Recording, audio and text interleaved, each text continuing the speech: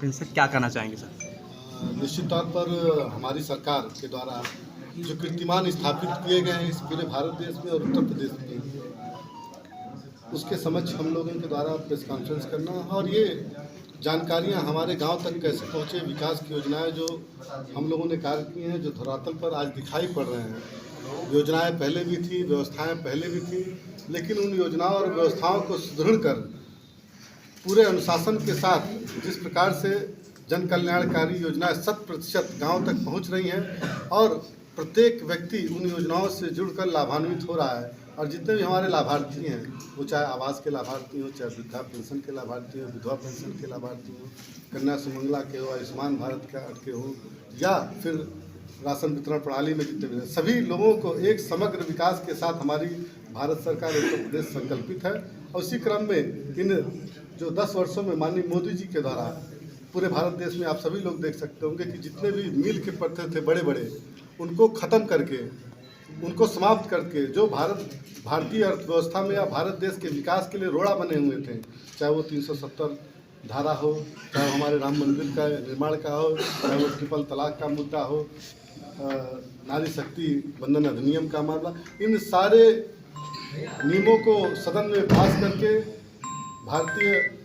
जनता को समर्पित करने का काम किया। उसी क्रम में हम लोग ये प्रेस कॉन्फ्रेंस कर रहे हैं। आज आपका जो है आपके पार्टी को संत कबीर नगर की सीट मिली है, पुनः आप पे भरोसा जताया, क्या कहना चाहेंगे? अभी वार्ता चल रही है माननीय अध्यक्ष जी का, भारतीय जनता पार्टी के शीर्ष नेतृत्व से माननीय अध्यक्ष जी डॉक्टर संजय कुमार निषाद जी निषाद पार्टी के हैं, वो लोग अपना वार्तालाप कर रहे हैं। देखिए, हम लोग का लक्ष्य है 400 पार। 400 पार कैसे हम लोग पहुँचे, ताकि हम लोग इस विकसित भारत संकल्प यात्रा को पूरा कर सकें। आज इस अमृत कालखंड में हम लोग जिन नए कीर्तिमानों को स्थापित किए हुए हैं, उसी क्रम में ये काम है। और सारा जो एनडीए के घटक दल हैं, चाहे वो निषाद पार्टी हो, चाहे अपना दल हो, चाहे वो आरएलडी हो, चाहे जो भी पार्टियां हो, पूरे भारत देश में 38 पार्टियां गठबंधन में, सारे लोगों का एक ही लक्ष्य है कि आखिर बार 400 पार। एक सीट क्यों मिला आपको, और मंथन चल रहा है आपकी पार्टी में, जो है बैठक चल रही है, क्या लगता है? अनुप्रिया पटेल को 2 मिला। अभी ये आप लोग की भी जानकारी है, सूत्रों के हवाले से जो खबरें चलती हैं, अभी वार्तालाप हो रही है। माननीय अध्यक्ष जी दिल्ली हैं और राष्ट्रीय निषाद एकता परिषद, निषाद पार्टी और भारतीय जनता पार्टी के जो शीर्ष नेतृत्व है, चाहे वो हमारे राष्ट्रीय पदाधिकारी हो, भारतीय जनता पार्टी के राष्ट्रीय पदाधिकारी हो, वो लोग आपस में अपना चर्चा करके किस तरह हम लोग उत्तर प्रदेश की 80 की 80 लोकसभाओं पे कमल को खिलाने का काम करेंगे, इसके लिए एक नीति और निर्णय तय होगा। मोदी जी के विकास पे आप लड़ेंगे चुनाव के, अपने विकास पे, अपने किराए तौर पर माननीय मोदी जी के ही विकास पे और अपने विकास पे, अपने संघर्षों के, भारतीय जनता पार्टी का जो संगठन है उनके कार्यकर्ताओं के बल पे, अपने विकास के बल पे, उत्तर प्रदेश सरकार के बल पे, माननीय योगी जी के बल पे, माननीय मोदी जी के बल पे, इन सारी व्यवस्थाओं के साथ हम लोग जनता के बीच में जाने का काम कर रहे हैं। और निश्चित ही एक जो लहर पैदा हुई है, जनता ने एक जो कीर्तिमान स्थापित किया था, उस कीर्तिमान को पुनः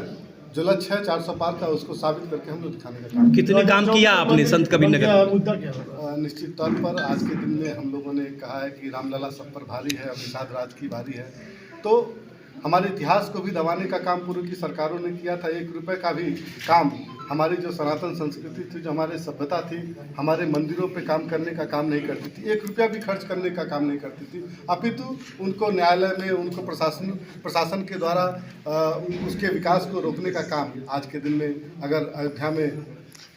हजारों हजार करोड़ खर्च करके जनता को लाभान्वित करने का काम, और एक पूरे विश्व में जो हमारे आराध्य देव भगवान श्री रामचंद्र जी को जो कभी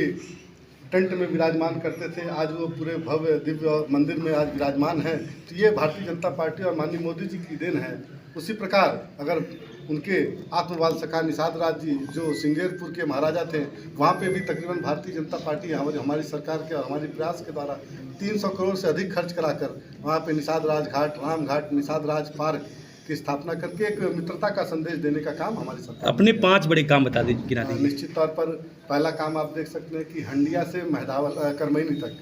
593 करोड़ का जो 4 लेन NHAI के द्वारा हम लोगों ने नितिन गडकरी साहब से पास कराने का काम किया। तो सर किस पार्टी जी करवाए थे? नहीं, 593 करोड़ इस सरकार में स्वीकृत हुआ है। ठीक,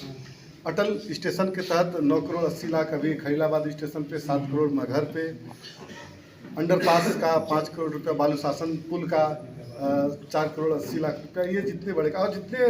मुख्य मार्ग है, MDR रोड है, जो मेजर डिस्ट्रिक्ट रोड्स हैं, उनकी स्वीकृति प्रदान करके हमने जनता को समर्पित करने का काम किया। पांचों विधानसभा में आप एक एक काम बता दीजिए। निश्चित तौर पर महदावल में जो है आपका मैंने काम गिनाया, हंडिया से वो है, फिर महदावल का जो मुख्य मार्ग था, धनघटा में राम जानकी मार्ग है, आलापुर में डेडिकेटेड फ्रेट कॉरिडोर बना है, पूर्वांचल एक्सप्रेस लिंक है,